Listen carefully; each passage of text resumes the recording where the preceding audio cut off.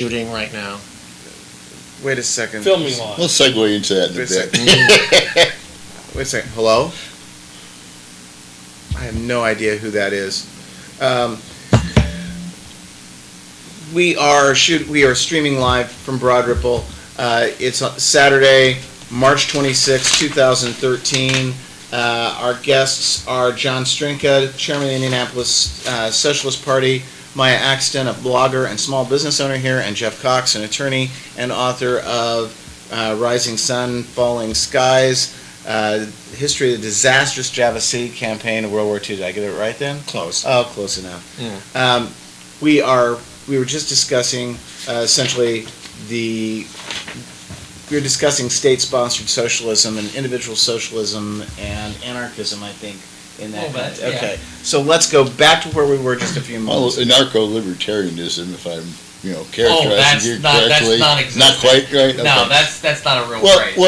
what I did want to say though is, I appreciate your view of the issue, your exposition of the view of the issue.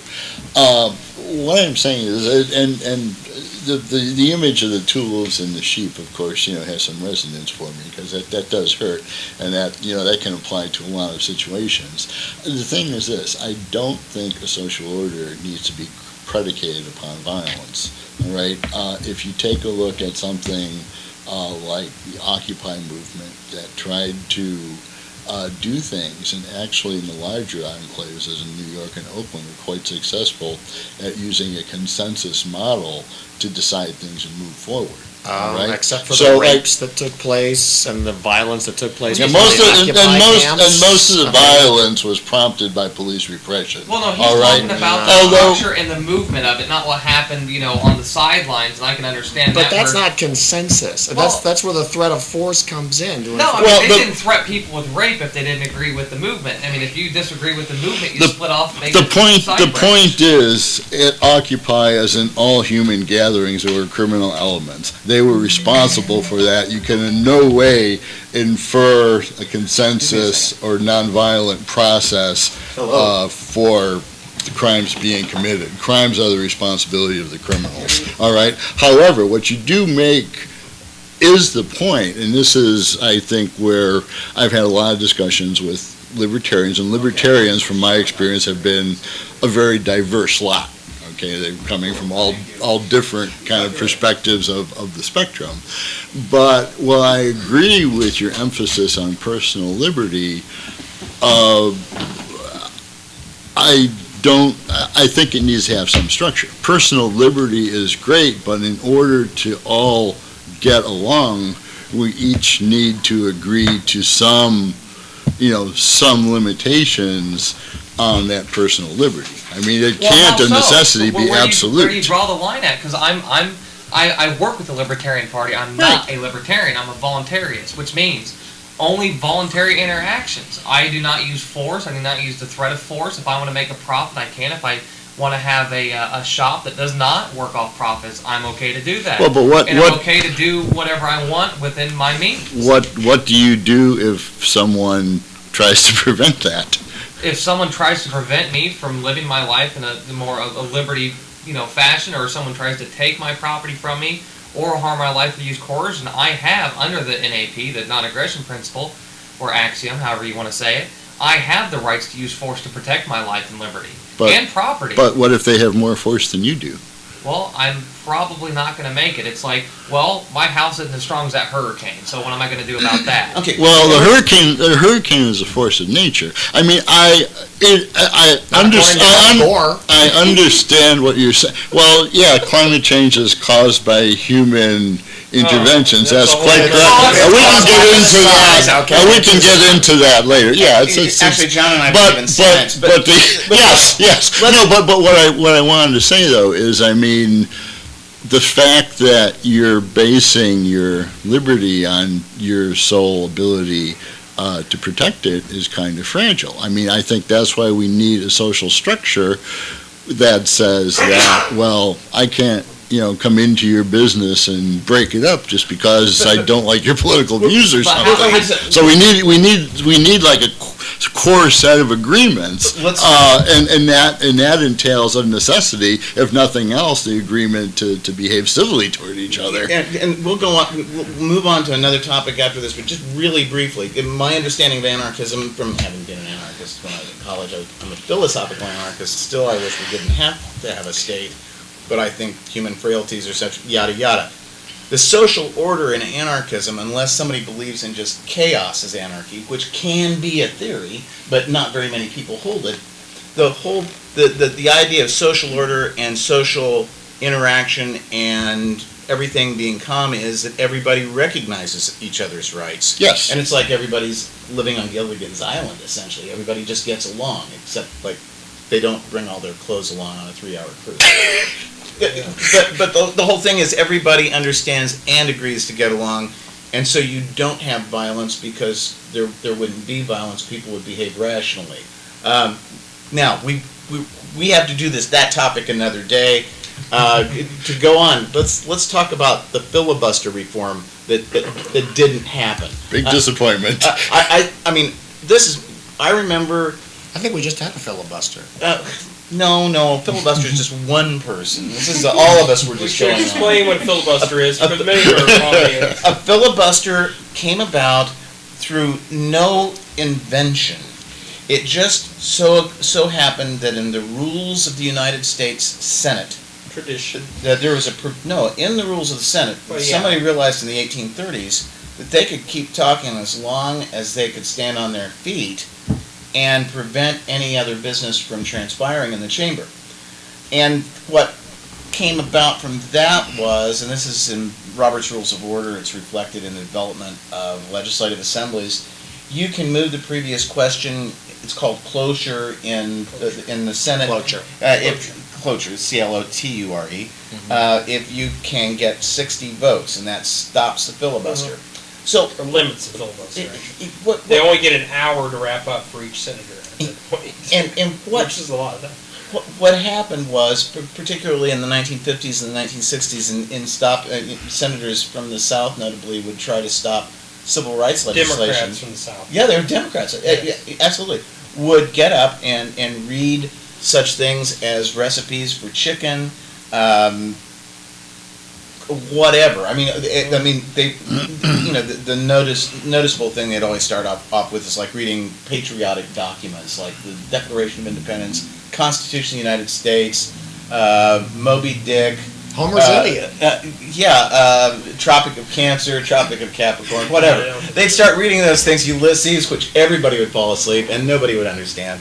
But they would, as long as they could keep on their feet and keep going, it was made famous in Mr. Smith Goes to Washington, where Jimmy Stewart plays Jefferson Smith, who's a senator who's blocking this legislation, and you just keep going on and talking and talking. So some senators, I think Strom Thurmond set the record at 20 hours and something. Yeah, But once you can't stand anymore, then you can't filibuster. Well, you can yield to someone that's on your side. Yeah, but see So you that. can have a handful of people going back and forth. But that's if the chair doesn't recognize the transition. You can't just give it up and move aside. There are some, anyways. So what they've done is recently these senators are getting old, and that's a problem that I have is that senators hold office as long as they breathe, and sometimes longer than that. And you can't. Some of them can't lose re-election processes. They all breathe. I think it was think you were looking for there. No, that could be too. I think that was a foregone conclusion. But some of them, they hold office as long as they want because there's no real opposition in their state, and so they keep going on and on in their term of office. They didn't want to have to get up there and filibuster and actually speak. And so they've come up with this like process whereby they can do a proxy filibuster and threaten to filibuster. And it's like the Star Trek episode where the Enterprise encounters these two planets that are at war with each other, and they don't actually fight because it got to be too expensive to actually fight a war. And instead, they'll have their computers designate that a battle took place in some area, all the people got killed. And they send you an email saying you show up here and you gotta be vaporized. Except they weren't called emails then. Was this the old Star Trek? It was the old Star The Trek. I remember only the episode. Star Trek. And it was on the Mini R7, if we're going to be specific. He knows the specific planet. So the same thing is happening now with filibusters, where senators, and I need to do just this real quick. This is Civil Discourse Now. I'm Mark Small. I'm Paul Lyon. And we are streaming live from Broad Ripple. It's on the north side of Indianapolis. This is a sunny but deceivingly sunny January 26, 2013, because it's sunny outside, but it is cold. Very cool. And we are streaming to you live on Indiana Talks. If you go to indianatalks.com, the Indiana Talks carries a bunch of different shows from all over the state of Indiana. Gary Snyder, he has a show in Marion, I think he lives in Fort Wayne, started Indiana Talks. There's a button on there. It says donate, hit the button. That enables Indiana Click Talks. on the button. No, you can just, okay, if you've got, whatever it is you've got for a browser or a screen, do the donate button thing, okay? Because that will enable Indiana Talks to buy software and more equipment so that things like this show can be carried on indianatalks.com. We're also on civildiscoursenow.com, and you can pick us up on Ustream. And our guests today are John Strinka, who's chairman of the Indianapolis Socialist Party, Maya Axton, who's a blogger and small business owner, and Jeff Cox, who's an attorney and author of Rising Sun, Falling Skies, the disastrous history of the Java Sea campaign of World War II.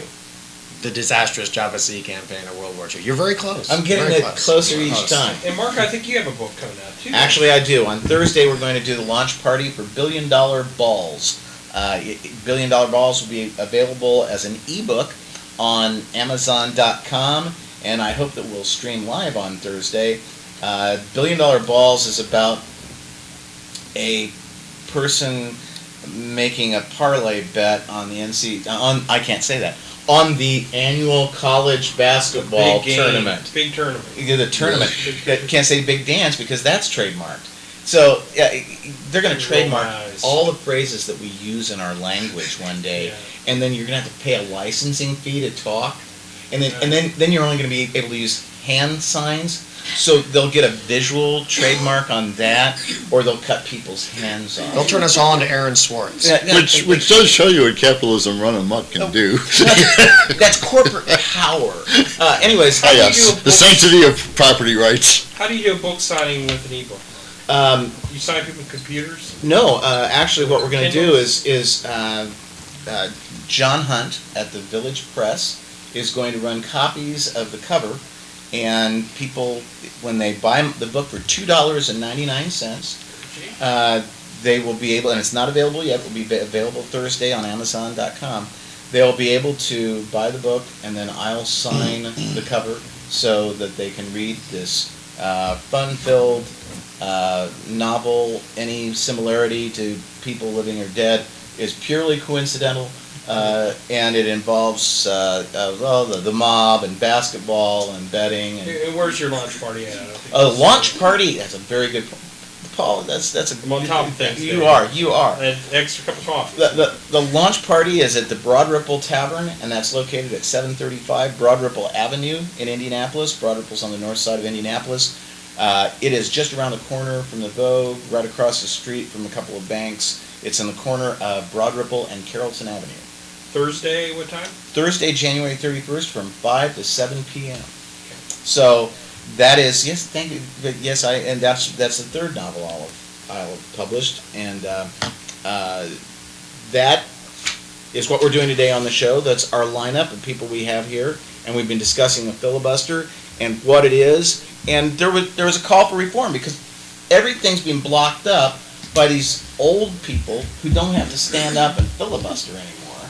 And so they said, well, we need to reform filibusters. And Harry Reid, over the last 2 years, has said, we are going to reform filibusters. I promise you, we will reform filibusters. Ed Schultz said, well, if you get reelected, are you gonna reform filibusters? If we still have a majority, not supermajority, majority in the Senate, and President Obama is reelected, we will reform filibusters. And he goes, and you'll do it on the rules. Do it on the rules. Not just a handshake deal. Not just a handshake. So on a handshake deal this week, they made cosmetic changes to the filibuster rule, and so we still have old men sitting in their offices saying, I'm filibustering right now. Yes, with the added advantage that 80-some senators can now say that they have voted for filibuster reform, which sadly doesn't reform anything. No. Of course, the voters don't care about it. Well, no, probably not. But it's a campaign stunt. It's just another thing they can say, and that's what you just said. It's the only reason they probably brought it up in the first place, because in certain districts or here or there, somebody probably complained about filibusters and everything else. So hey, they just fixed that No, problem. it's that they want to get things passed, and the Republicans filibuster it in the Senate. But when the Republicans were controlling the Senate, and the Democrats were in the minority.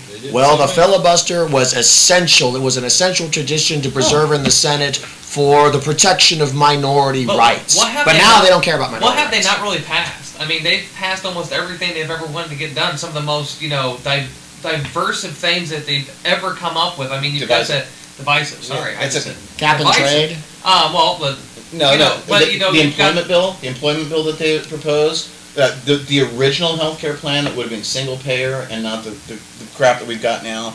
Is that a transition mark to the next step? That can be. A lot of judicial appointments have been held up. A lot of other appointments by the president have been held up. you got, Well, I you think got I- some things, And but some more you- should be held up. You've got, they passed bills like what was it, SB 1070 a couple years ago was the Food Health and Safety Modernization Act. Well, that was somewhat filibustered and held down, but they passed it in a limited scope. And then within 6 months, it was twice as big as it was originally was. And that's what they do with almost every single bill they've ever passed. And so they'll get past whatever they want. They'll just put it in another bill or anything else. So the whole filibuster thing, it's like the fiscal cliff. It's a distraction. Well, I don't think so. I think the filibuster vote was extremely disappointing. First off, of course, Senator Reid's blatant dishonesty in refusing to act upon what he publicly declared many, many times on camera Or how about that he his would do. blatant dishonesty in not keeping a promise he'd made. Well, that would be exactly what happened. But I think what it does is it really displays the bankruptcy of the system, because essentially you have senators, almost all of whom are millionaires, No, representing. all of the senators are millionaires. The last one made it? I think it is Okay, all. I thought Bernie Sanders was still like under seven figures, but I could be wrong. But the point is, it's a rich man's club doing, corporate bidding. The problem, though, is that in order to move forward, supermajorities are a really bad idea. And although our whole system is based on checks and balances to make sure things don't get done rashly, it's an abuse to get it to the point where a lot of offices in the federal bureaucracy just sit unfilled because everything is filibustered and so forth. So it does have an impact on the functioning of government. Okay. So, I mean, essentially, everyone's agreed that, this is part of the great dysfunction in Washington. Reid has publicly, assented to change it, and yet when here's the opportunity, we see that both sides in the sort of, FAW debate, the Republicans and Democrats, both benefit from keeping things exactly the way they are. So it really, to my mind, exemplifies, kind of the bankruptcy of the duopoly and why we need some fresh parties and some fresh blood to shake up the system. 2 points on that. One is that I think I can understand Maya's point about it being just kind of a play that's going on. I see it as being something that's blocked everything recently, because there are far more filibusters in the last couple of years than ever before. I mean, the curve goes really up the last couple of years because it's all by remote control. But to do kind of transition to the next topic, since you're a socialist, did I ask this earlier on camera? Did I ask you if you believe that President Obama is a socialist? We've probably discussed it in an earlier show, Okay. but it is something of a running joke. Yes. And so, do you believe that he's a socialist? He is most emphatically not a socialist. Okay, so- I think anybody who appoints Timothy Geithner to Secretary of Treasury has demonstrated that he's not a socialist. Basically, the policies that President Obama has promoted have benefited first and foremost corporate America. So emphatically, President Obama is no socialist. So you're saying that and indicative of that might be that he appointed to the Federal Reserve Board people who had backgrounds from Goldman Sachs and other investment banks. Just to start, yes, I think that just might be a little clue where his heart lies. I just wanted to clarify on that. Next thing that I had, I'm not the next thing. I'm kind of shotgunning these things. A recent development is being. I know one of Paul's favorite television networks has been Current TV, because the device that monitors his watching We're supposed to talk about television. Every time he's over at our house, it shows he's watching Current TV. Yeah, he turns on the worst liberal station. No, I mean, there's been some good. And look, John Fugelsang has a show on there right now that is really excellent. It's like 8 or 9 in the evening. It's a very, very good look at things. That was just purchased by Al Jazeera. Mm-hmm. Al Jazeera is the Arabic station or network owned by Qatar, the Emirate of Qatar. Couple of things about that. One, why did they have to pay $500 million for I it? don't understand. Why would anybody have to pay $500 million for a non-FCC license? So the license isn't in there. Station's losing tons of money. And it's not like they had some huge complex from which they were doing the show. I mean, But Al Gore, this is his. don't hit the table. I'm sorry, I keep hitting the table. He has a green agenda. They found out that the green was money. That's what his agenda was. By selling it to a country, first of all, produces oil. That produces oil. That network wouldn't even take oil dollars, petroleum dollars, on the show, and then he goes and sells it to Qatar. That's why no one believes in anthropogenic climate change. Actually, because no.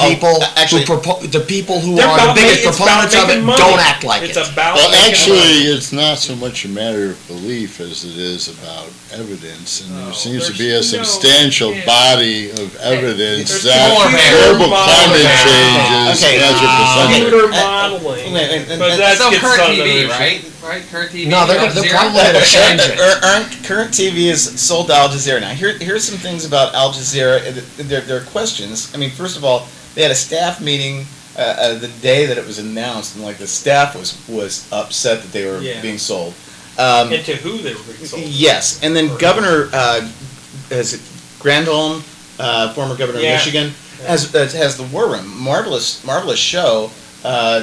She said she's off. Oh. She's gone, and she in that meeting she wanted to ask about severance packages, and she was told this is not now the time, and so she shut up, and nobody else said anything in the meeting that was from the staff.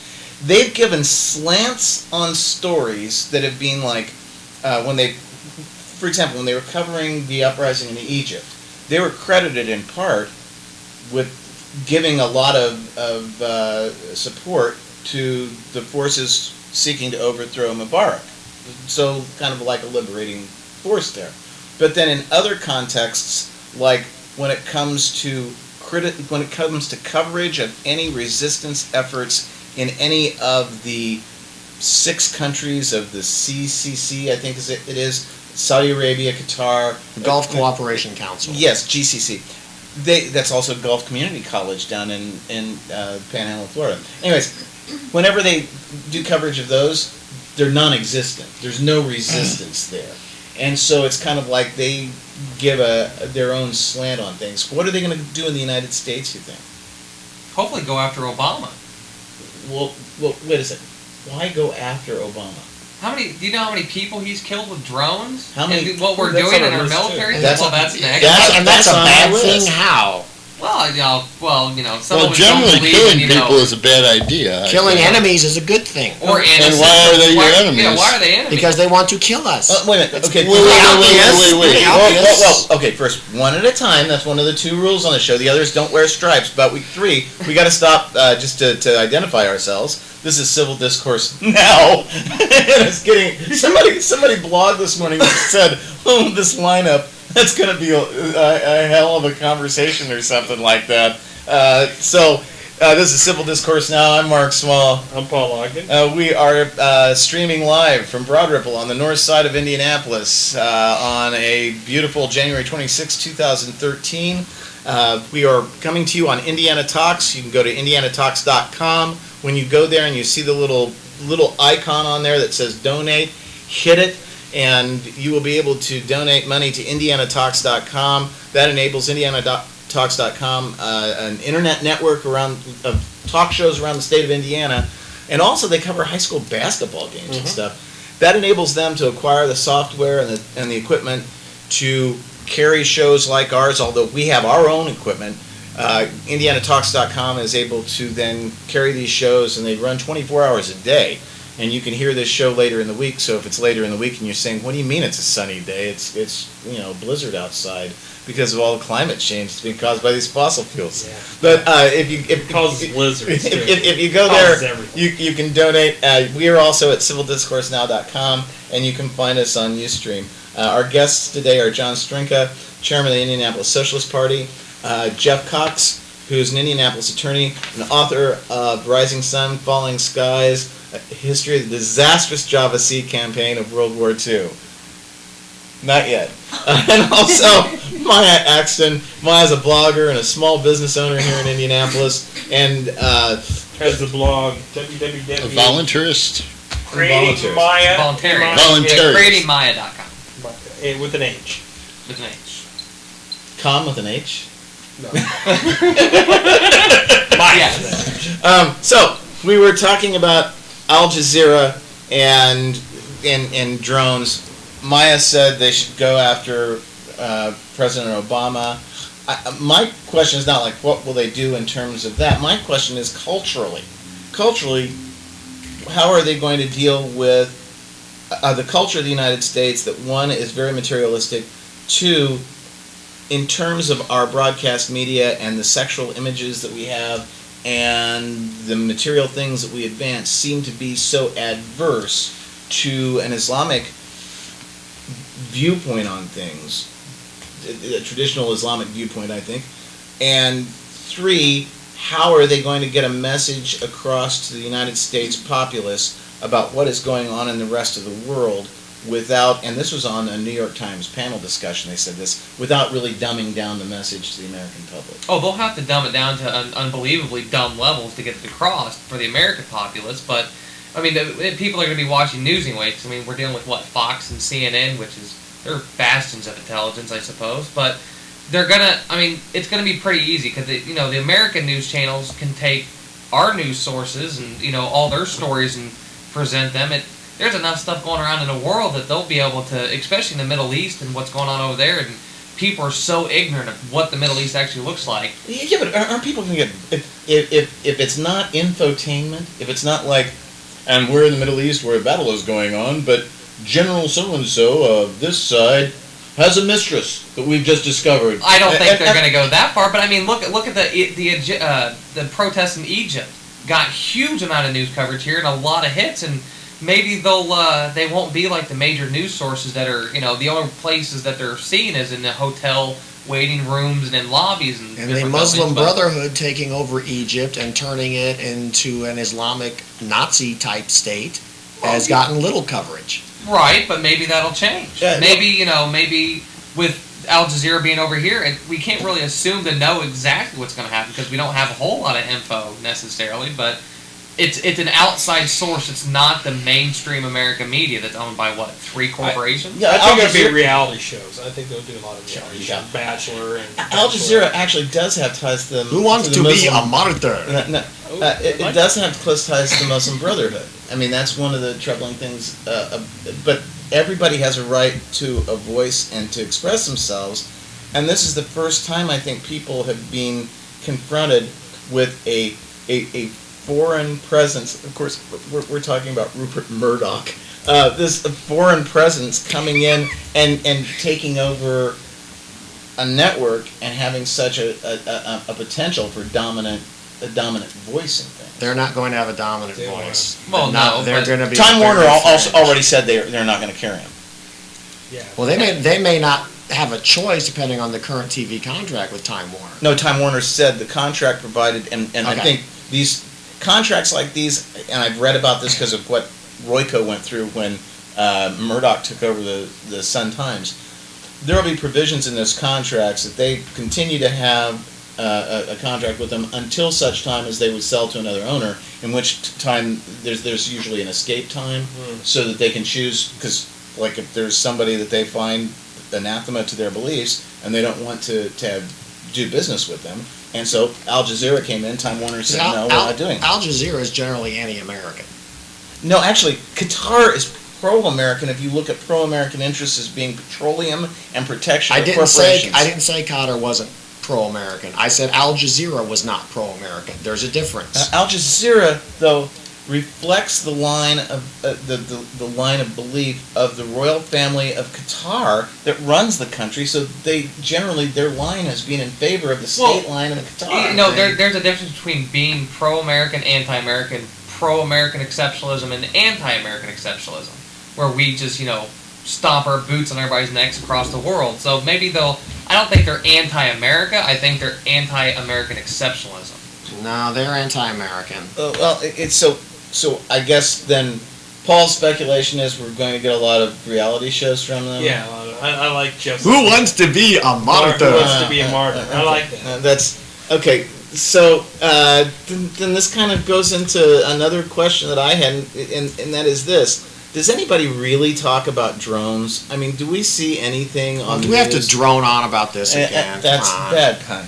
I mean, Yeah, but you knew that was coming. But there's 98% collateral deaths from drone strikes. So we only get the targets 2% of the time. Right. Well, and then actually, there's an interesting story I can relate this to. When I was in the military, I was security force in the Air Force stationed in Albuquerque, New Mexico, at Kirtland, and we were a nuke base, and I guarded nukes. Well, back after they built it in the early 2000s, they had 2 towers built, 2 concrete towers. The twin towers. Kinda twin towers of death, because they had Sauron and 240 Bravo machine guns in them.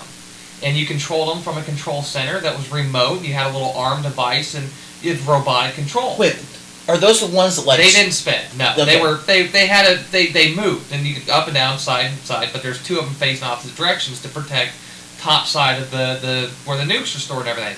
Well, those were shut down not long after because they said it was inhumane to kill people by remote if we were ever attacked. And that was just, I think it was early 2000s when they shut that down. And it just machine guns that are stationary. And not only years later, now the military is all about remote, manslaughter. So it's kind of interesting how that's changed in just the past decade. That's much more humane to kill people in person Well, than it is to kill them remotely. It's so much better. no, actually, No, but Well, I don't think really sarcasm has any place here.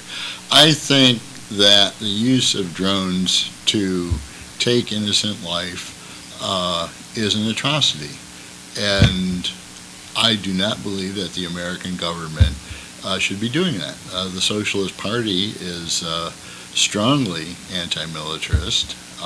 It's number one, of course, wasteful in this time of allocating, the difficulty allocating resources, and number two, it's immoral because taking innocent life is immoral. Our government should not be doing Well, that. You're against all military action, pretty much. Socialism. It's not just drones. The majority. I believe that militarism brings forth a lot of bad things, including a lot of deaths of innocent peoples. Yes, we are against militarism.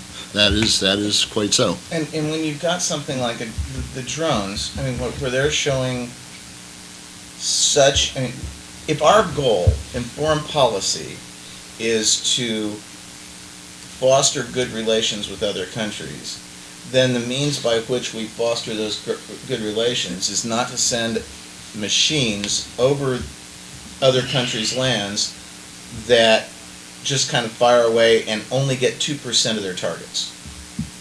I mean, that's all they do is they get 2% of their targets. And Jeff, when you said, well, it's so much better if it's a one person killing, actually, having a human being there doing that presents at least some element of a moral decision-making thing where it's not just a machine, it's a human being. Number one, it's a human being that's controlling the drone.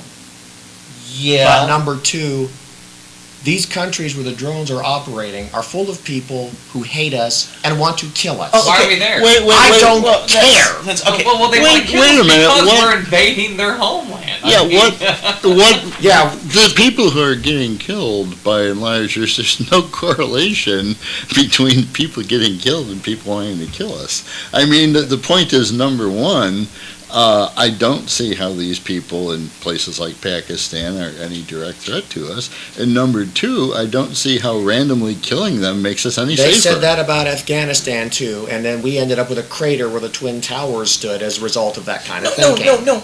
Yeah, no, which wait a second. which 17 of the hijackers, Were I from believe, were Saudi. Saudi citizens. Yeah. So it has very little to do Yeah, with funded by Afghanistan. supported by an organization based in Afghanistan. that was started by the CIA. No, it wasn't. That was whose No, it primary wasn't. whose primary bankroll. was- Financed heavily by the Bin Laden family. However. let me go just to a moment Please. for what Jeff said about, well, it's machines being controlled by human beings. Have you ever read about the Milbank study? Because the Milbank study was conducted at Milgram, Yale. I believe. Milgram. I'm sorry, you're right. Milgram study was carried out at Yale in the 60s, and they wanted to find out how it was that people could carry out orders such as they did in Nazi Germany. And so they had a person was sitting at a table, and they said, okay, we're going to give you instructions, and you hit this button, and there's a person in the next room, and you hit a button whenever they're wrong on this thing, if they get the wrong answer.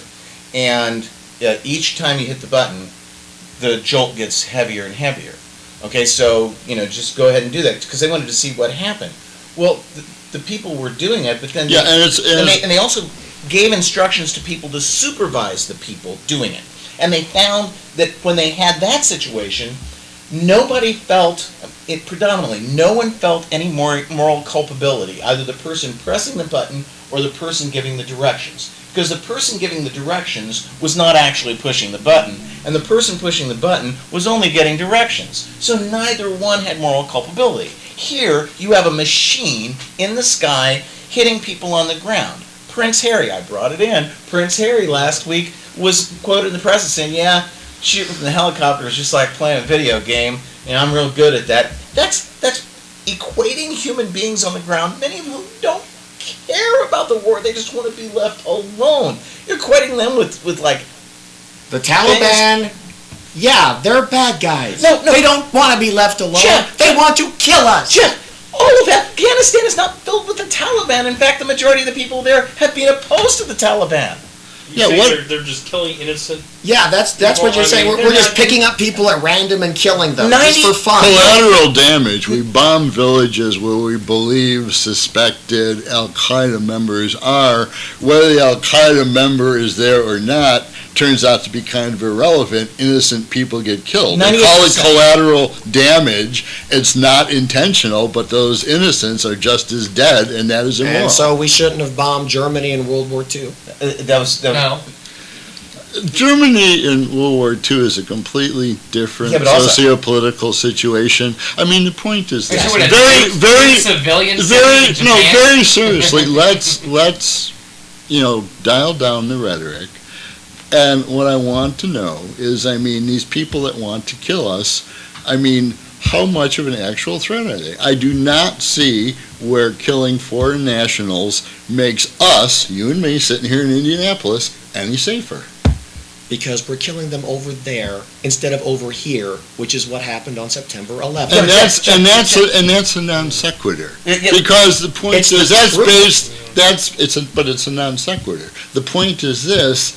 I mean, those killings were done by hijacking flights. Okay, I mean, essentially, it could have been prevented by better security work, killing foreign nationals randomly, how does that somehow prevent them from taking... We're not killing them randomly. Actually, Then why do you have so much collateral damage with drones if we're not killing them randomly? just.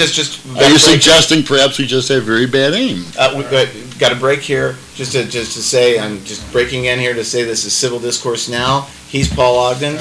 He's Mark Small. I almost got you on there. This is January 26, 2013. It's a really sunny, cold day. I like playing back things like on video from like I'll record something and it's like in the middle of the summer and the weather person comes on and goes, man, it's cold out today and you better bundle up. It's 102 out.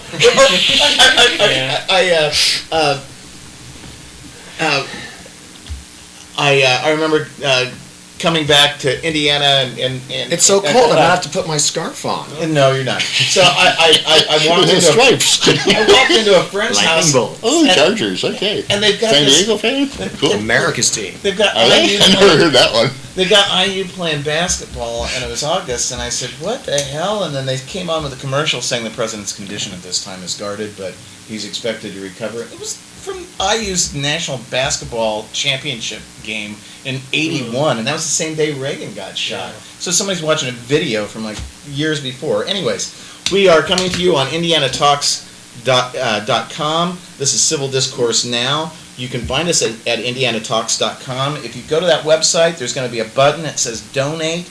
If you can donate, please do so, as Gary Snyder, who started this network, is buying equipment and stuff and putting this show on and other shows.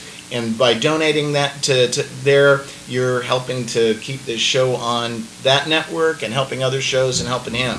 And it's not going, I had asked him today whether he was buying a Ferrari. He said he already bought one, but he said it was a Matchbox. That's where I got the joke. Hot Wheels was better. No. But anyways, we are on civildiscoursenow.com, and you can get us on Ustream. Our guests today are John Strinka, Indianapolis chair of the Socialist Party, Jeff Cox, who's an Indianapolis attorney and also author of Rising Sun, Falling Skies, A History of the Disastrous Java Sea Campaign in World War II. The disastrous Java Sea campaign. We'll just leave off the word history and you got it right. Oh, jeez. And Maya Axon is a blogger and small business owner and a volunteerist, an anarcho... Voluntarist. Yeah, it's a weird word. Okay. Horrible spell. Okay. And we've been talking about a wide-ranging mix of things. We were just talking about A wintry drones. mix. But we were talking about drones. Okay. Now, if we were looking at drones, and drones are essentially model airplanes, only bigger, and they're remote controlled largely, from what I understand, from like Missouri. That's where a lot of the control people are. So they are flying over places all over the earth, and the people who are controlling them are given targets to hit, and the reports are that there's 98% collateral damage. In other words, they only get 2% of the time they get their targets. Now, Jeff, you're saying in Afghanistan the whole place is full of people who hate us, and actually I think, no, there are a lot of people there. No, I said in Pakistan, the whole people hate us. No, actually, in Afghanistan, well, our approval rating in Pakistan is like 10%. Well, by now, don't you think our approval rating has kind of gone down after times when we've had like drone strikes that have killed people without any reason? Except our drone strikes have reason. They have reason, but they don't hit the right targets. They usually do. You're saying 2%. Yeah, I don't know where he gets that 2%. I don't know where he gets that figure either. It was a because report we're pretty that came- careful. We're pretty careful with those. It was a report that came out, I believe, from the United States Congress about collateral damage on drone strikes. Well, I can that's check probably that. from Bernie Sanders. Yeah. Well, I mean, you said collateral damage, but there's a difference between collateral damage and the wrong target. If you've got Osama bin Laden hidden in a group of 20 people, Okay, do you just like leave him alone because of that 20? No, he's So responsible for that. No. You can't justify the taking of innocent life even in wartime. Well, that guy over there, that's a bad. Well, okay, the Newtown school shooting. If that shooter was still in there, do we just firebomb the building to kill the shooter? In other Do we words, kill we're more innocent concerned. people? In other words, you're more concerned about those lives over there with Bin Laden than you are about the Americans over here that Bin I would Laden rather wants not to kill. see Bin Laden. That's a false By dichotomy. taking, No, it's by not. taking, Yes, it is. Human life is sacred. All right, killing is immoral. Period. Murder is immoral. Killing, You depends on the killing. cannot make the implicit statement that an American life is somehow more valuable than a Pakistani life. I mean, all human to our beings. governments, yes, I can. It should be. That's our government's job, is to protect American lives, not Pakistani lives. That I would say that is a poor use of our collective resources. The Pakistanis present no threat to us. Doing violence in their country in no way furthers our security. Yeah, those nukes. You may- they'll never threaten us. Yeah. You make bold assertions. What does drone attacks have to do with preventing Pakistan's nuclear capability? That's a complete non sequitur once again. I wasn't. The problem when people say, well, if you kill one innocent person, then then you should never do it. The problem is they use human beings as shields in these countries. They put Bin Laden right there in civilian population. They make it very hard to go after the bad guys because they surround them with people who are just innocent. And what are you supposed to do? You don't use drones. They didn't get Bin Laden. Well, that was a separate issue. Actually, no. Well, but the that's a very good point example. is, it makes the point. They did capture and execute Bin Laden, Don't hit the and they didn't use drones to do that. And I mean, it was very specific. And it was human It beings. could be done in that situation. But And it was somewhere, although there was a certain lack of due process. I think most people would reasonably agree that You're Osama at war bin with him. Laden was He's a not entitled criminal. to due process. Yeah, He's not entitled to due process. I don't recall any declaration of war by the United States Congress, There was an authorization of action by the U.S. Congress. which is not a declaration of war. A declaration of war is against countries. We are now at the point where we have multi-nation, non-state actors. And we're going to move on from this in just a second, but I guess my only point on this is like, well, we were talking about drones, and I don't see how the drones have had an effect on specific objectives. It's kind of like we're using them as a general, all-encompassing. We no longer have to worry about deploying troops to a specific place. We've got drones. So instead of saying, well, we have to worry about making a foreign policy decision on whether we commit troops to Afghanistan, to Grenada, now it's just, we'll just fly some drones over there and blow some people Well, away. and the problem with that line of thinking that the government's done and the military-industrial complex done with drones is now they're giving them to local sheriff departments, and they're putting tasers and pepper spray on drones now for local PDs, and they're going to be the same murderous intent as the military people are, and they're going to start using them against citizens because the military says okay. So the militarized police force are going to start doing the same thing. And they're giving them to hockey teams and basketball teams. So they fly inside arenas and they drop coupons for things you really don't care about. Yes, they do. I don't I know what he's talking about. That's it. Okay, another thing this week. Hillary Clinton appeared before Secretary of State and former United States Senator Hillary Clinton appeared before first the United States Senate Foreign Relations Committee, and then the United States House of Representatives Foreign Relations Committee. Did I get those right? Sounds good to me. And before the Senate Committee, Senator Johnson, I enjoyed the exchange. Senator Johnson from Wisconsin said something to the effect of, what was the cause of the incident in Benghazi? I mean, was it a spontaneous outbreak from some kind of demonstration, or was this a terrorist attack? And she said, who cares? 4 Americans are dead. What we have to do is make sure, what we have to make sure is it doesn't happen in the future. She didn't lie about anything. They lied in the aftermath of Benghazi. They blamed Yes, it they lied all after. on a video. Yeah. And it was an organized, planned terrorist attack with rocket-propelled grenades and heavy But they're machine mad about guns, the video. and instead it was a spontaneous demonstration in response to a video made by a guy in California whom they threw in prison. And So- and isn't it a drag that the United States Congress shorted funds for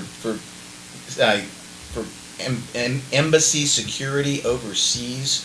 I mean, that was one thing that the Republicans It's even kinda more of a shorted. drag that Hillary never read the requests for security from Benghazi. Well, they didn't have the fundings for. Secondly, that's only some of the 1.4 million cables that she receives at the Department of State that her staff is supposed to screen out. Yeah, but wasn't Libya a pretty big priority at that time? Well, There are a lot of big priorities. I'd like to cut in, and I was You struck. can't do that. You're just a panelist on here, John.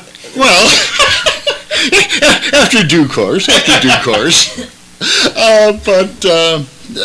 What I'd like to say is that I think the whole Clinton hearings, before the Congress, is really quite disingenuous, and I think what it pretty much does is demonstrate the false dichotomy that the duopoly seeks to present to the American public.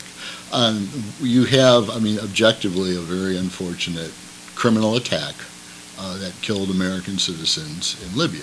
Okay, those are the facts of the case, and it's open to interpretation. However, in the hearings, we have, really Grandstanding. horrible grandstanding, and by both sides. The Republicans, using the tragedy that happened to attack an administration that they oppose, and the Democrats, for their part, using their time For softball to questions. fawn upon, a Secretary of State who implements a foreign policy that is at best highly questionable. Again, the point I want to make here is that, they present to the American public, we have these two opposing sides, and they're just have diametrically different views trying to represent you. But the truth is, those are a mere distraction, because both parties, and you saw it again in the refusal to do anything about the filibuster as an example. You saw it in a ridiculous way. They kicked the fiscal cliff down the hill. What it comes down to is they're putting on a show for public consumption, because their fundamental interest, which is promoting the capitalist interest, is the same. Well- So what you've got here is a very clever sideshow. And what struck me was you could tell the difference between the Republican questions and the Democratic questions, because the Republican questions had the tone of, damn it, we expected this to be a crisis right before the election so we could use it for votes. Nuts! Okay, we're going to grill her. And then the Democratic questions were like, well, Secretary of State Clinton, thank you very much. We appreciate your coming here today to make time. You're a great person and all that. Could I ask you, how would you balance the needs of the State Department overseas with the necessity of having security? So you've got like this kind of like vague political science question. You make fun of that approach, and I understand that, but here locally we have a council, Republicans, Democrats. They all take the latter approach. We're all like, thank you for coming. You all do such a great job spending our tax dollars. No, they don't always do that. They didn't do it to one of their own members, Brian Well, Mayhearn. Mayhearn's the only one. Mayhear's the outlier. And we're going to get to the City County Council Yeah. here in just a minute. But in terms of Secretary of State Clinton, And I would like to say that, although Mayhearn is a Democrat, it would seem that Brian Mayhearn has rendered meritorious service this last session of the City Council. he's really questioned some things that they've been doing. Republicans and Democrats and socialists and libertarians agree. Yeah. I assume. And even me, And even Jeff. because no one knows what I am. But I've got to say, Militaries. when Secretary of State Clinton was being asked questions by Rand Paul, and he said, frankly, Madam Secretary, if I were President of the United States, I would have asked for your letter of resignation, and I'm glad that you're resigning now as an admission on your part that you acknowledge your fault in this, in which she said she wasn't going to serve beyond the 4 years. And then he said, which brings me to my last question, and I'm watching her face. Is it true that we're providing weapons from Libya to Turkey? And you see her go like, Turkey? This came out of like nowhere. Well, no, that's actually been a foreign policy issue. The thing that's really most hilarious with Hillary is that she says, I take full responsibility for this whole thing, and yet no consequences for her. She had a commission come up with different changes they're going to make in policies, and she wasn't going to like throw herself out of the 20th story window of a building or something. But but then she's not taking responsibility for it. She is when she makes. I mean, there's no accountability. What accountability would you like to see? I thought that she should have been tossed out. Susan Rice should have been tossed out for lying on. Why shouldn't Barack Obama just quit president of the United States? Give it all to Mitt Romney. Let Romney sit there and say, I'm going to get 3 more nuclear submarines and make us feel a lot stronger as a country. Maybe they should have given it to Ron Paul. I want to go back. There goes my appetite for the day. I want to go back to accountability. Okay, I really do. Okay, and we will in a second, but we got to do this every 15 minutes, or else I'd be remiss in my responsibility. You're listening to Civil Discourse Now. We are on, and I am Mark Small. And we are on Indiana Talks, so if you go to indianatalks.com on the internet, you can pull up the website. There's a little button there that says donate. Hit that button and donate money so that Indiana Talks can buy equipment so that shows like this, and shows that with the views of the people of which I don't agree, but the whole point is there's a First Amendment, and this is a means by which people can circumvent the government, because if you listen to this show on the internet, that means you're listening to a show that's not having to pay a licensing fee to the Federal Communications Commission. Not yet. Well, not yet, but for right now, you're getting around it. So if you want to have really freedom of expression, you're not going to hear. Look, we might sit here and disagree all day with each other, but I don't think you're going to see this on regular television. No. And so. If you donate to indianatalks.com, you're going to be furthering the endeavors of internet communications, and also kind of a conspiracy against things that are entrenched and in power over other people, namely mainstream media such as it is. So go there, donate. We don't get any money from it, but Gary Snyder will be using that money to further this network, and in the meantime, you can also see this show, and I haven't even been looking up at the cameras. You can see this show on civildiscoursenow.com or on Ustream. We stream live every week at 11 o'clock on Saturday mornings. Our guests today are John Strinka, Indianapolis chair of the Socialist Party? Or no, it's the chair of the Indianapolis Socialist Party. I'm sorry. USA. We are a local branch of the Socialist Party USA.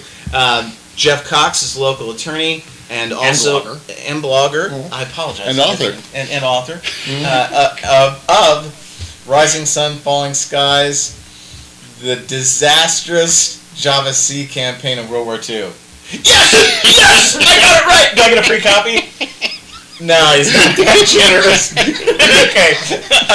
And Maya Axton, who's a blogger and a small business person here in Indianapolis, and a voluntarist. I have a book coming out on Thursday, January 31st, title of which is $1 Billion Balls. It has to do with somebody who uses a parlay bet, having purloined original copies, an original edition of the 2-volume set of Adam Smith's Wealth of Nations, to finance a parlay bet and parlay bet, you bet on a series of things. So he's betting on 6 basketball games in a row, and he's betting on a college team that's comprised of people sprung from prison by defense attorneys hired by the owner of a college, and that's part of the story. So it's satire, kind of, if anything. Now, let's talk about local things, shall we? Sure. You want to talk about what transpired in committee the other day? Well, yeah. I didn't want to get to the whole transportation because it takes us off on another. Okay, well, we had a couple things happen locally that I think would be interesting for this panel. Okay, Brian Mahern is a member of the City County Council from the Democratic Party. To my best of my knowledge, I've never met Brian Mahern. I have watched him speak on the internet at different meetings. I have read about what he has done. Indianapolis right now is run by a political structure, the party affiliation of which at times is blurred or non-existent. The same corporate people seem to be running things no matter whether it was Mayor Peterson, Mayor Ballard, or Mayor Vaughn.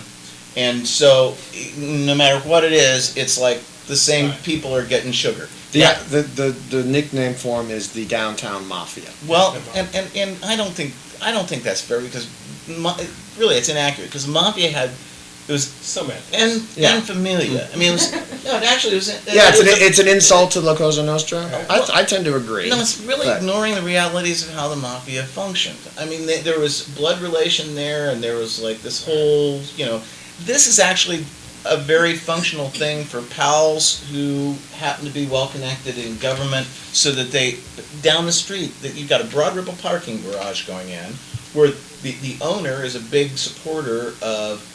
Contributed a lot of money. Yeah, and so did that. He gets the parking garage, the city pays to build it, gives him the ground, and then he gets to keep all of the profits off of that parking garage. Commercial rents as well as the parking. I'd like a deal like that. It's a great deal. And he also gets an exemption to the noise ordinance after hours, Yeah. which keeps the residents up at night. And that's an important point because we live a couple blocks away, about 4 blocks. I've noticed them working, like they're working this afternoon. They work on weekends. They work in the middle of the night. My old man was a contractor. When you bid a job, you're bidding that job for the lowest price possible to still make a profit. Overtime is not considered on contracts unless there's an emergency basis, like you might have weather or something like that, or a national emergency where the government comes in, says we've got to do it. The only other times you do overtime are when a person is just kind of like fat and giving you money and they want to get something done. Yeah, I want a golf course in my backyard. I want it now. Or they're on the government dole. And so they're able to pay, because overtime is time and a half or up to double time. It depends upon how many hours they put in the week. And I think those construction workers down there are great doing the job they are doing and everything. That's wonderful, and it's money that stays in the economy. But it's money that's coming out of our pockets. And that shows that is not a bid job. I mean, that's really indicative of that having not been bid as a contract. Well, overtime, it depends on the type of project. When you have a road project, like NDOT did this all the time, when they bid the projects out, they want the project done within a timeline. Granted, but that's seasonal. That's seasonal, and that's because they've got people traveling over it. This down here, the parking garage is in a bad location. Yeah. It's across a major thoroughfare from where the shopping district is.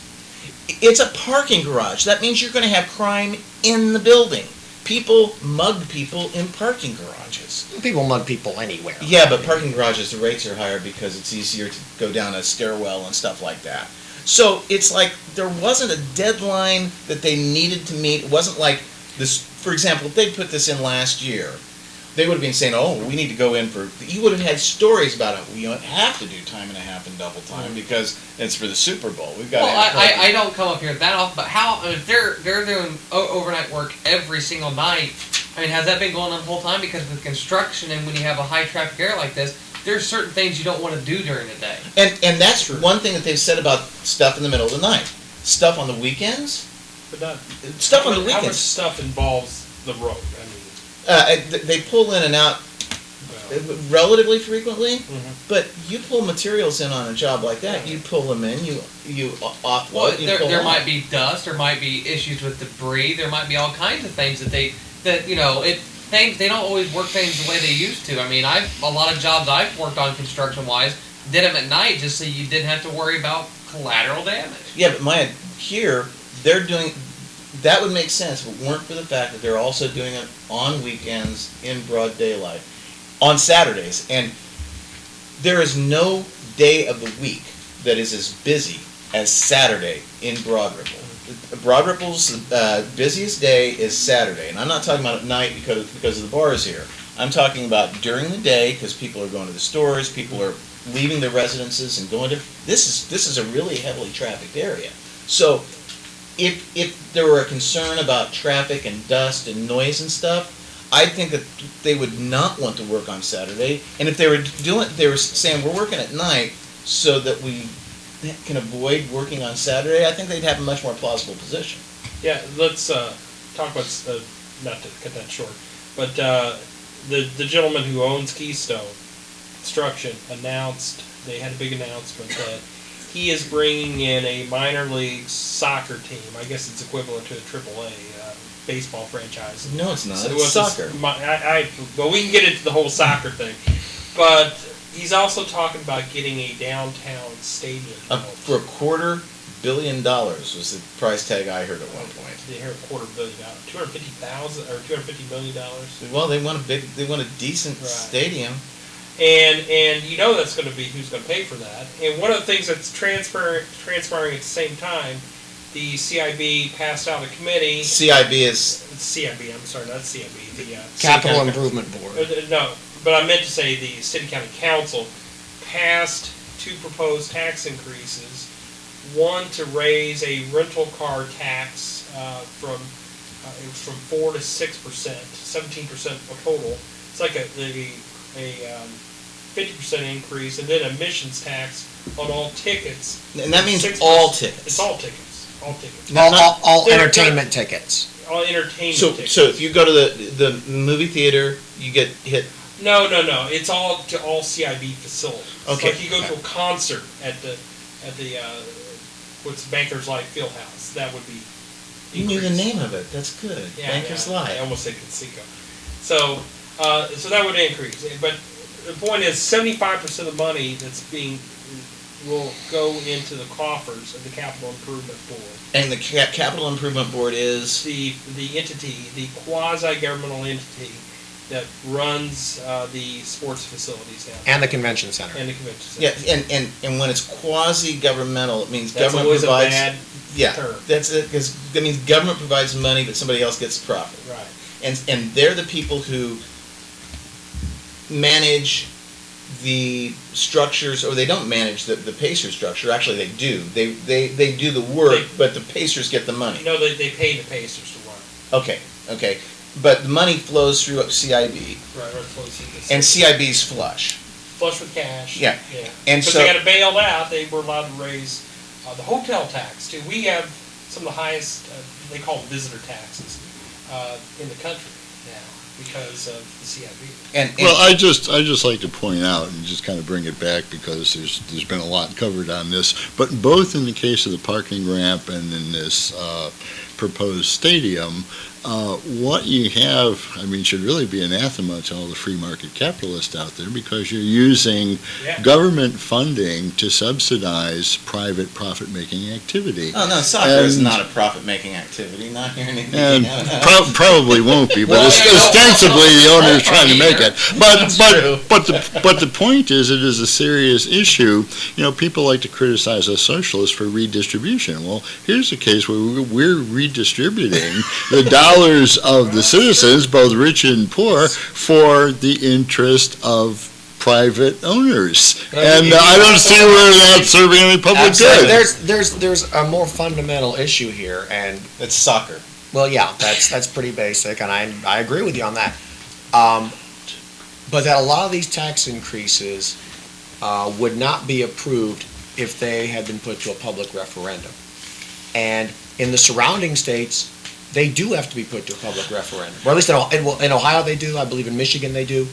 I think in Illinois, I'm not sure. But usually when you have a tax increase or a bond issue, it has to be put on the ballot for the public to vote on. Here in this third world government we have, They don't. Yeah, but the Well, referenda that we've had Yeah, like the are Wisher. worded. Yeah, it was like. Well, it is interesting. We've got three lawyers here, so maybe you can explain to me exactly how the CIB works, because it seems the most wonderful device to obscure things. And what It's a slush fund. It is. It's a slush fund. Well, yes, I understand that, Yeah. but how they justify that and make it legal Oh, is the that's part that different. mystifies Oh, wait, me. that's different.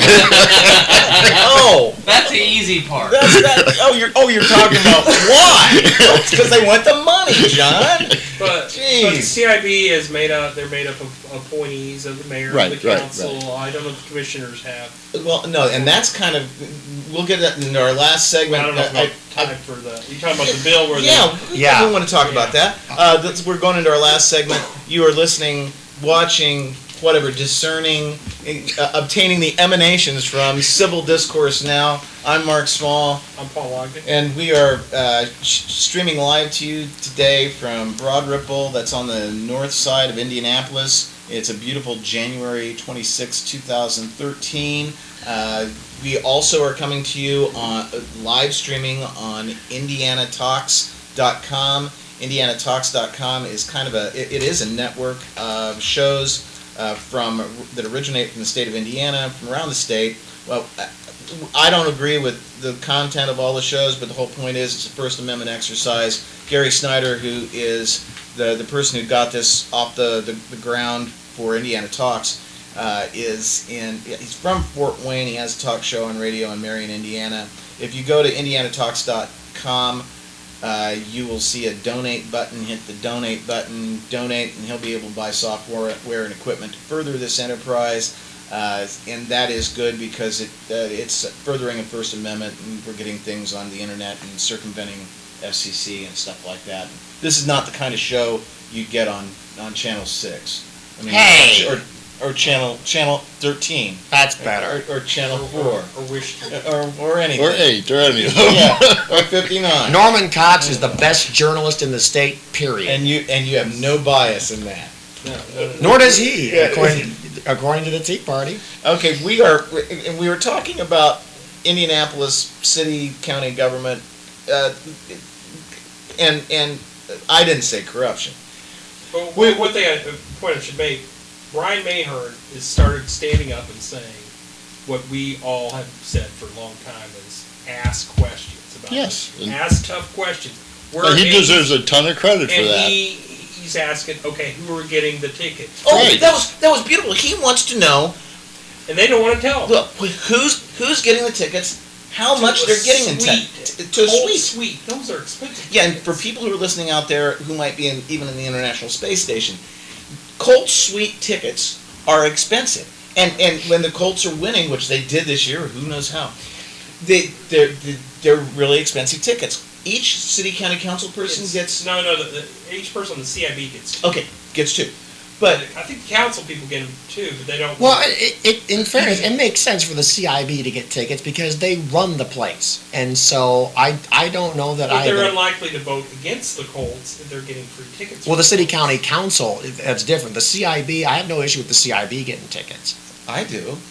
I think that if you're working for a At least- governmental entity that's supposed to be monitoring or governing something, unless you're there on the job and not sitting there with a beer and a hot dog. I mean, if you're sitting there with a beer and a hot dog, I don't think you're really at But work. but if you're sitting there in the suite with a beer and a hot dog, you're seeing how the stadium is operating during a football event. I like that. I like that as. That's a good Well, way. that's I one want that job. rationalization, but I do think it does have a slight air of impropriety about it. The thing is, the position Brian Mahern is taking is unpopular with some of the leadership of the Republican Democratic Party, but as you can tell, it's united everyone around this table. We're all wanting people to stand up and ask questions. Yeah, or And they're going to try to make sure he doesn't get the Democratic nomination for mayor. Yeah, and that's the they're thing. gonna try that. That's the thing. It's the corporate Yeah, interest. and actually that appears to be what's going on, isn't Yes. it? I mean, it doesn't... Yeah. And there was a local writer who said that, well, it's pretty blatant what he's trying to do is he's thinking about running for mayor. One, I hope like hell he does, because the choices the last few times have been pathetic. Yeah, a mayor that represents the people? My goodness. So what if he's ramping up to run for mayor of the city? Well, he's a politician. So what? Well, for He's doing it out front. For the people across the country or internationally around the International Space Station, they have to understand that Indianapolis lacks a major newspaper. Yes. We have one that calls itself a major newspaper called the Indianapolis Star. They are terrible. They don't cover the corruption. They spend most of the time covering the best kitchens in Carmel. They have columnists who Some insult of those their are really readers, Oh yeah. and they don't cover anything. They don't ask I questions. think all five of us agree on that. Proving Yeah. once again the common ground we can find. That's why you need to trust Channel 6's Norman Cox. That's the one you trust. Now the city county council though is in the General Assembly in Indiana. They have before the General Assembly where the Republican Party has a supermajority in both houses.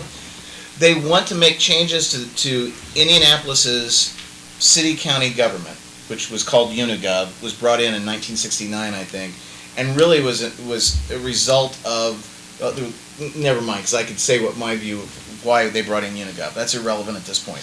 It's been in effect for 44 years, 43 years, whatever. They want to eliminate 4 seats at large that are held right now by members of the Democratic Party. They want to give more power to the mayor. And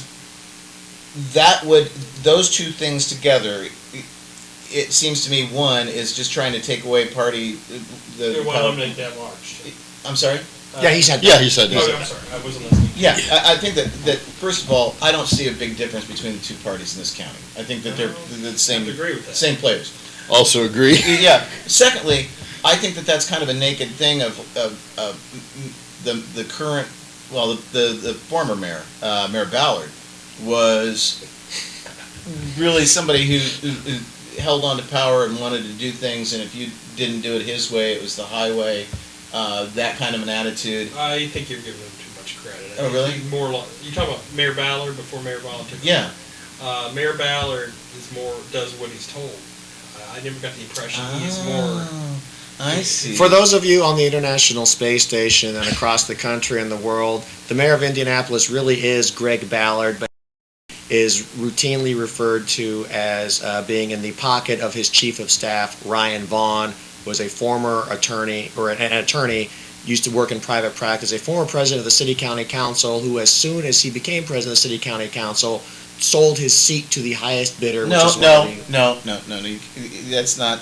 He didn't sell his seat to. he sold himself. Okay. Yeah, Now he sold that's- himself. So it's your opinion that he sold himself, sold his soul, basically. To the highest bidder. Okay. Who has gained But to control go of the back, city Mayor government. Ballard, affectionately known by a large portion of the populace, is the accidental mayor.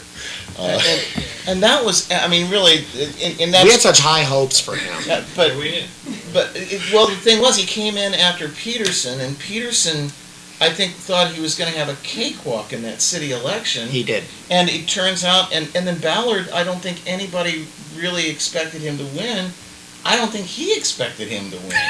And then the next day, it's like, how do I run this place? Believe me, That there reminds me were of a movie. people there. There were people there who were willing to tell him how Yes. to run this place. Yes, Yes, they were. Oh, you got the keys to this place. Let's show you how you use these keys, and let's show you which locks they'll open and what's behind. Oh, don't bother with that door. We already know what's behind that door, Mr. Marilyn. Don't worry about By that. some measures, he's been the worst mayor Indianapolis has ever had. I think by any measure he's been the worst mayor, except for frequent flyer miles. He's totally dominated by the corporate interests, going back to that. And That's why we people need to coming elect in- more socialists. And libertarians.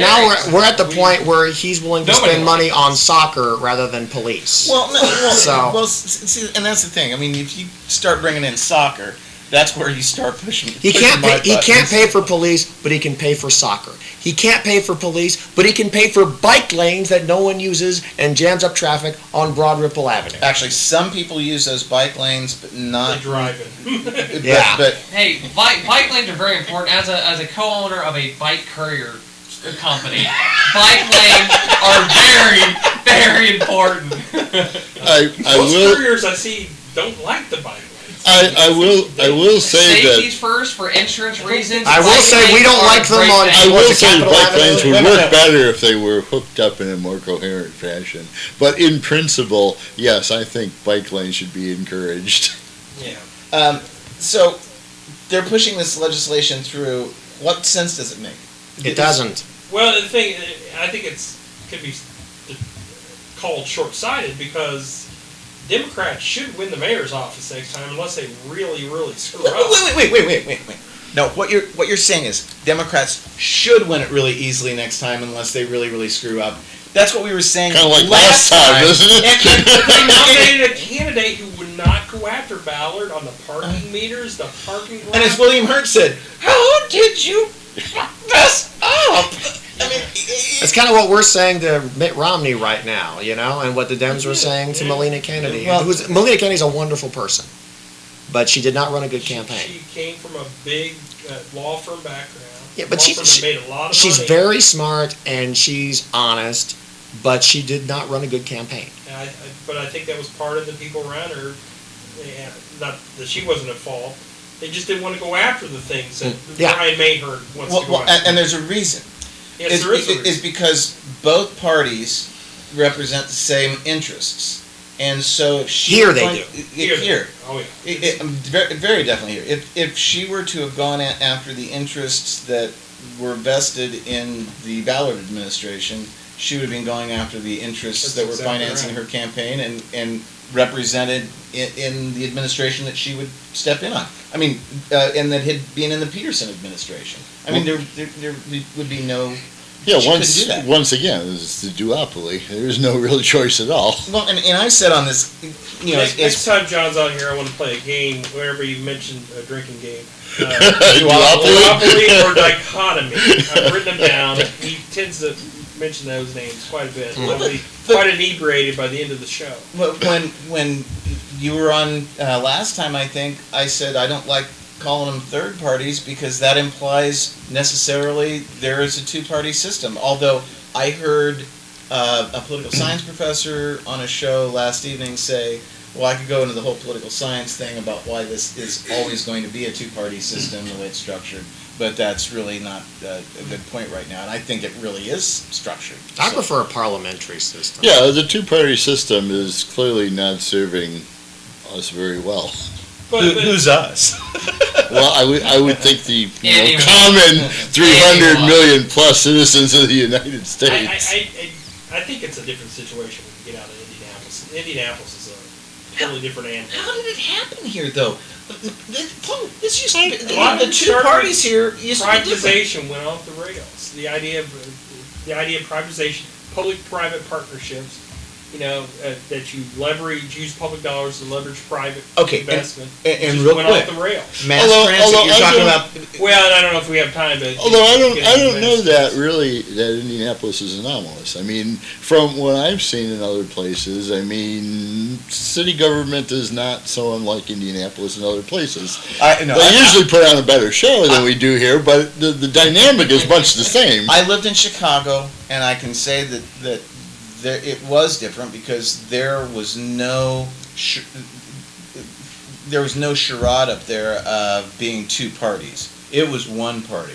It was the Democratic Party of Mayor Daley. Now, it was going through the final death throes of that particular phase of the machine, but it was Jane Byrne was mayor, and Washington. and then followed by Harold Washington.